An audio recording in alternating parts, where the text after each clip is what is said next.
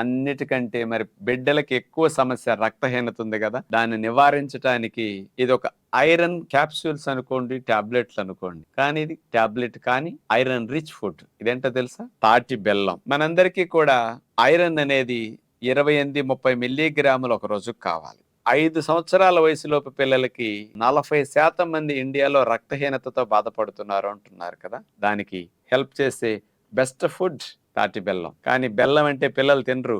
వాళ్ళకి ఇష్టమైనట్టుగా తాటి బెల్లం గ్రాన్యూల్స్ ని మీకు ఇక్కడ అందిస్తున్నారు. చాలా మార్కెట్లో తాటి బెల్లాలు రోడ్డు పక్కమట కూడా హైవేలు అమ్ముతున్నారు, కానీ చాలా కల్తీలు కూడా ఎక్కువ వచ్చేసాయి ఈ మధ్య. అలాంటి తాటి బెల్లంలో 250 మిల్లీగ్రాములు ఐరన్ ఉంటుంది. 100 గ్రాముల తాటి బెల్లంలో అంత ఐరన్ అంటే చూడండి. పూర్వం రోజుల్లో ఈ డాక్టర్లు సైంటిస్టులకి తెలియని రోజుల్లోనే మన ఋషులు గర్భవతులకి తాటి బెల్లాన్ని రోజు తినిపించాలని ఆచారం పెట్టారు. ప్రతి ఇంట్లో గర్భవతికి తాటి బెల్లం ఉండేది, రక్తహీనత లేకుండా.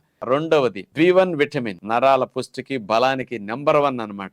B2 విటమిన్ రిబోఫ్లోవిన్ చాలా చాలా బాగా ఎక్కువగా ఉంటుందన్నమాట. అందుకని మూడుటికి నెంబర్ 1 తాటి బెల్లం. ఆ తాటి బెల్లం పిల్లలకి మిల్క్లో వేసివచ్చు.